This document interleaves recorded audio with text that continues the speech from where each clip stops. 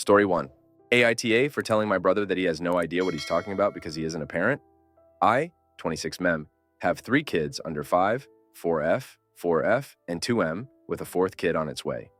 Before we had kids, my wife and I had lots of ideas about the parents we were going to be, and we had lots of scorn for people who parented in ways we disagreed with. But, as any parent knows, actually raising kids is hard work, and you will break your values.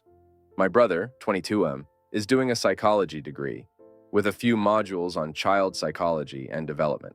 He regularly tells me that he thinks iPad kids are spoiled brats who will struggle developmentally, and they are the spawn of lazy, negligent parents. I wouldn't say my kids are iPad kids, but they do have an iPad between the 3 of them, and more screen time that I would ideally like, but sometimes them's the breaks.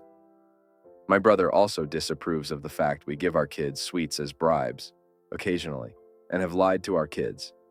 Every time he tells me his views on parenting, I just laugh and tell him to try being a parent, then I'll take his advice.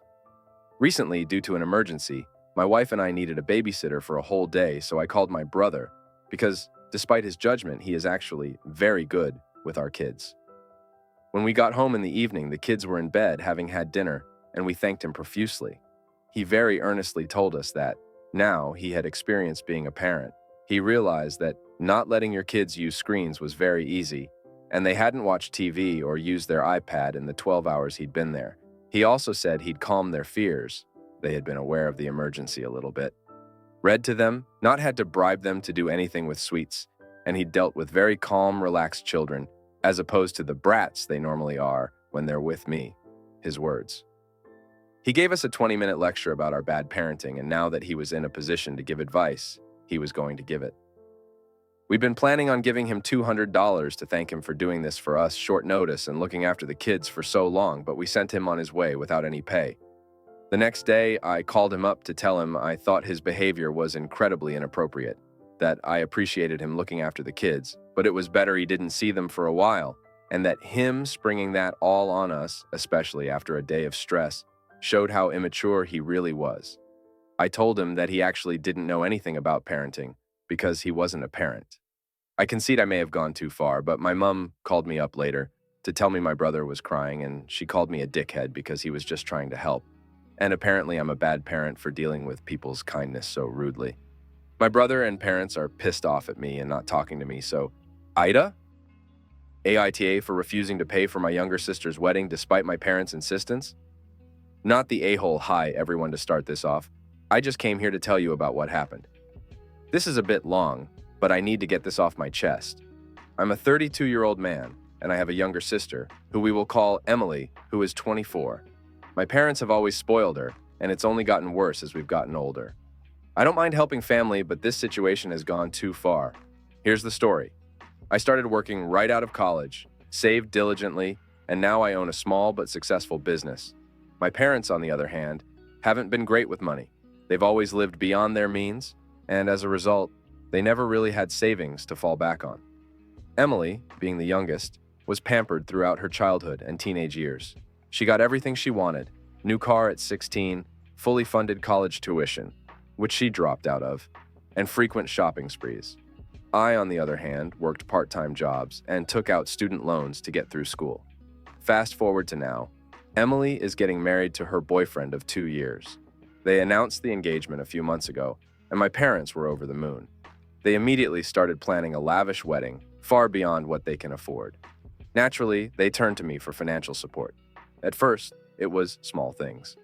Can you help with the engagement party? And could you chip in for the dress? I agreed, thinking it wouldn't be much. But then they started asking for more. We need help with the venue deposit, and the catering is going to cost a lot. Can you cover it? I sat down with them and explained that while I'm doing well financially, I'm not made of money, and I have my own expenses and future to think about. They brushed it off, saying it's my duty to help family, especially my sister.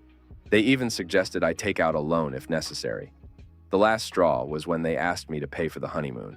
I put my foot down and told them I'm done funding the wedding. My parents were furious. They accused me of being selfish and ungrateful, saying that family should come first. Emily, of course, sided with them and is now barely speaking to me. She's posting passive-aggressive stuff on social media about selfish people and not being able to rely on family. My parents are now telling everyone in our extended family that I'm refusing to help my sister in her time of need, and I'm getting a lot of backlash. Some relatives have called to scold me, while others are staying out of it. I'm starting to feel guilty, but at the same time, I think it's unfair to expect me to bankroll such an extravagant event. So am I the asshole for this? AITA for not inviting my sister to my wedding because of her behavior at my engagement party? I, 27F, am getting married in 2 months to my fiancé, Alex, 29M. We got engaged last year and decided to have a small engagement party with close family and friends. It was supposed to be a joyful occasion, but my sister, Emily, 24F, caused quite a scene. Emily has always had a flair for drama, but I didn't expect her to make my engagement party all about herself. She showed up late, wearing a white dress, which felt inappropriate, and immediately started complaining about everything: the food, the decorations, and even the guest list. The breaking point was when she got into a heated argument with my best friend, Sarah, over something trivial. She accused Sarah of trying to steal the spotlight and ended up causing a huge scene that left many guests feeling uncomfortable. My fiancé and I had to step in to defuse the situation, and it completely ruined the mood of the evening. After the party, I had a long conversation with Emily about her behavior. She apologized, but it felt insincere and more like she was just saying it because she had to. Since then, I've been anxious about her attending the wedding and potentially causing more drama. After much thought, I decided not to invite Emily to the wedding. I felt it was the best decision to ensure the day went smoothly and was about celebrating our love rather than dealing with unnecessary drama. When I informed Emily, she was furious and accused me of being unforgiving and petty. My parents are also upset, saying I should have given her another chance and that I'm being too harsh. Now, I'm starting to feel guilty.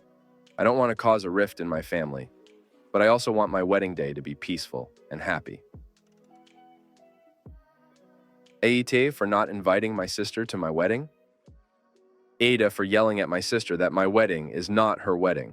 I, 29F, am planning my wedding for September of this year. It's the end of summer and also the month I met my fiancé. My sister Kat, 33F, was supposed to get married 5 years ago, but her partner died in a motorcycle accident. She was devastated and had a hard time. Since then, she's been very gloomy, and her relationships don't last long. She goes to therapy on and off. When I told my family that I was getting married, Kat was visibly sad, so my mom asked me to involve her in the planning and to ask for her opinion to make her feel part of it.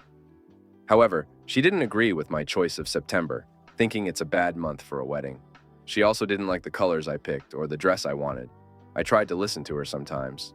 At one point, she said, "I can't believe you'll be the first daughter my, not our, father is going to walk down the aisle." I was gutted by her comment. I'm not having a religious ceremony. My fiancé's best friend got a license to officiate our marriage, so it's not that serious. With that in mind, I'm planning the wedding to reflect our personalities. My best friend suggested that the bridesmaids wear different colored dresses, but my sister didn't agree. She made some comments like, "It'll look like a gay pride parade," and "You're turning your wedding into a gay wedding by listening to all your friends' suggestions." Yes, my best friend is gay, but we have similar tastes, so his opinions are highly valued because they match mine. Last week, we were organizing the entrance of our bridesmaids and best men. In our culture, we call them godfathers, godmothers, and they enter together. I told her that my best friend would enter with his boyfriend. My sister then said my wedding was going to be an absolute circus and that, as my older sister, she should make me see reason. She insisted that 2 men shouldn't enter the ceremony together because not all guests would understand and appreciate it. Her comments were very annoying and homophobic. She continued with her remarks and even called my fiancé to get his opinion. At some point, I was fed up and yelled, "You're out of line because this is my wedding and not yours. Have your own wedding and plan it as you want." I was very angry, and my mom came from the garden to see what was happening. Kat started crying and went to her room. It's been 5 days, and she's giving me the silent treatment. She told my mom that she won't be attending my wedding. It's very annoying. She tries to make me feel uncomfortable. For example, if she's in the kitchen and I enter, she leaves. Yesterday, my mom said I should apologize because my sister is fragile, and this topic makes her suffer. However, I don't think I'm that much of an asshole. My mom said that yelling at her was an asshole move, even if I was right.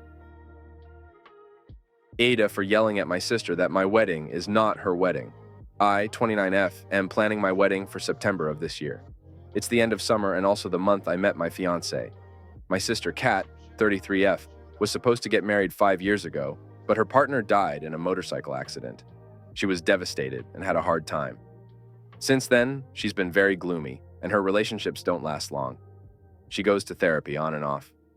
When I told my family that I was getting married, Kat was visibly sad, so my mom asked me to involve her in the planning and to ask for her opinion to make her feel part of it.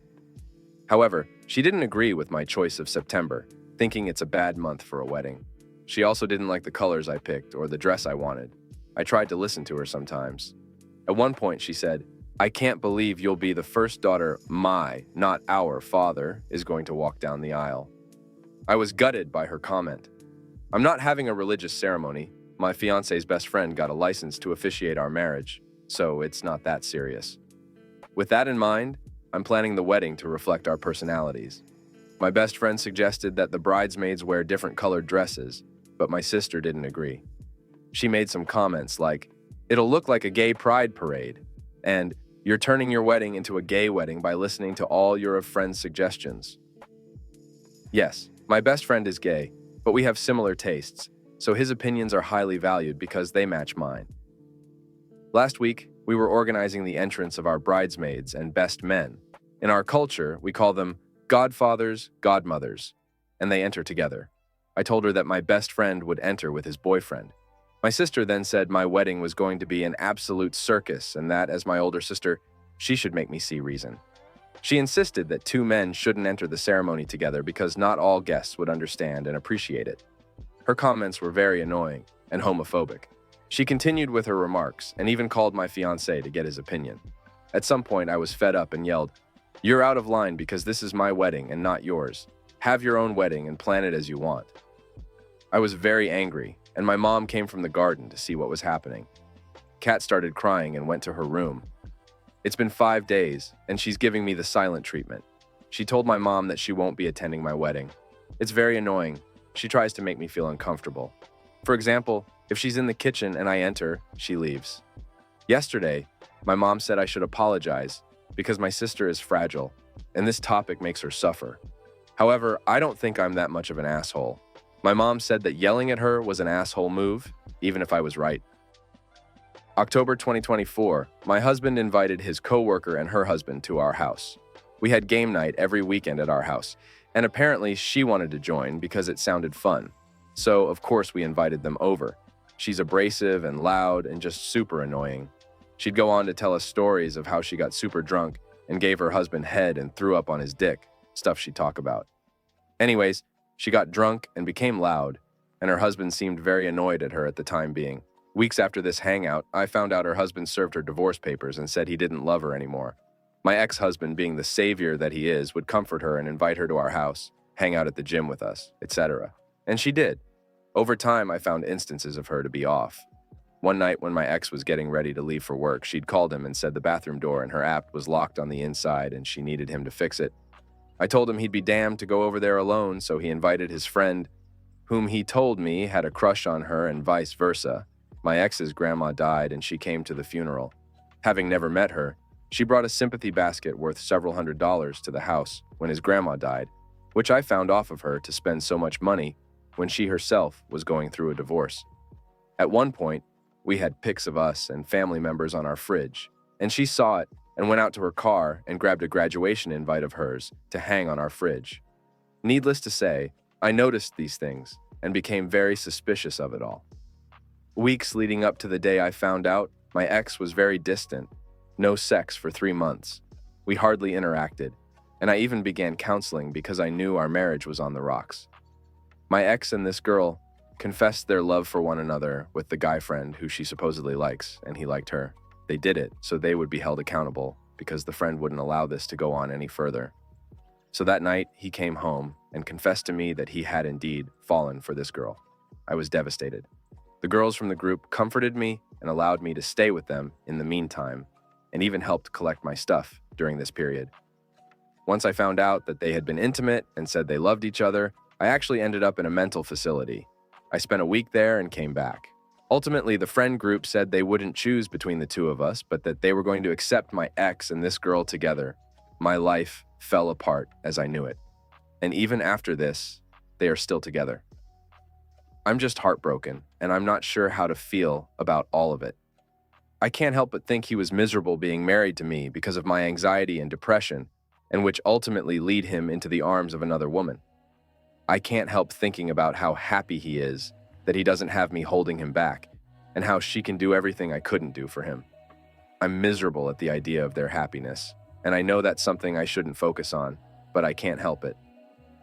In reality, I do think my ex held me back as well, because he never really pushed me and just accepted me as I was, because now my anxiety is a lot better than it used to be. I got on a plane for the first time alone. I even can go to the town 45 minutes away, which is where I saw them together for the first time. I just am insecure about it all and feel miserable at the idea that someone else is giving him what I couldn't, and I hate the idea that they are happy, and how everyone now loves them together. Anxiety, depression, marriage, and cheating. Hello everyone. I'm not a regular Reddit user, but I am looking for a space to share my story, as I have felt entirely alone throughout this ordeal of my ex-husband cheating on me with his coworker. To give a little insight to our love story, I'll begin with how we met. 2010, 2013. I didn't leave my house for 4 years. I was agoraphobic. I had severe anxiety and was ultimately Thai housebound because of it. The first few years I could barely get out of bed, brush my teeth, shower, etc. Fast forward to the last year I spent as an agoraphobic. I got a friend request on FB and it was from my ex-husband. Due to not leaving the house, I wasn't sure if I knew him or not. So I messaged him asking if I knew him. He said I didn't, but that he saw my profile on another mutual friends page, and he really liked what he saw on my profile. From the beginning, I told him my situation and said that I was only looking for friends because of it. He acknowledged, and over several months we became friends. Online friends, of course. And then things took a turn for the romantic side. I eventually asked him to meet me at my house. Dangerous, I know, but hell, love makes you do crazy things. And we met. Still confined to my house, he came over all the time. And again, we began to develop feelings. Over a period of time, he'd ask me out, and I'd decline because I couldn't leave my house and thought it was silly and crazy of him to want to date me in this situation. I told him that if he was still there once I got better, he could ask me out again. For that last year of not leaving the house, I worked my butt off to leave the house. We would walk to the mailbox together, down the road together, to the hospital together, which was less than a mile from my house and his workplace. Eventually, I began broadening my scope of place, and I got better. My dad had told me at some point that if I wanted to marry this guy, I had to get better, and so I did. Fast forward, we dated, and then we got engaged. Our engagement was one of a fairy tale. Back when I couldn't leave the house, my ex would call me Rapunzel because she couldn't leave her tower. Okay, writing this out. It doesn't sound very romantic. Anywho, he proposed to me by leaving puzzle pieces of us in our regular dating spots with clues, only to lead up to the lake where we got in a canoe, like in the movie Tangled, and had family waiting for us on the bridge. Super romantic, and then life began. Throughout our marriage, I found myself really insecure because my ex didn't have any mental health issues like I did. So traveling at times was extremely hard for me, and I couldn't do ordinary things like most people, like driving 45 minutes to a town to hang out. And I became depressed because of it. Everyone loved my ex and saw him as this god complex, like always asking, why would you ever be with someone like her? I massively struggled throughout the marriage. And to my own fault, I mentioned divorce several times throughout our marriage. I am well aware of my own demise. However, anxiety and depression got the better of me, and I'd always tell him to find someone who didn't struggle like I did, because it felt like too much. He'd say no, and how he'd want to grow old with me, etc., and that none of it mattered as long as he spent his life with me. Fast forward to this October 2024. This was my first year teaching, and it was pretty stressful, so I spent many days and hours at the school, and I felt my ex really started to change. He'd drink to get drunk, and we began fighting a lot. We hardly ever fought, even when I bring up the D word, but we fought a lot. During this time, we became friends with this group of young kids. They're in their mid-20s, and we were in our mid-30s. We hung out every weekend, and I noticed my husband always wanted to hang out with them, and never wanted alone time with me. This group are a bunch of gym people. We hung out with them religiously,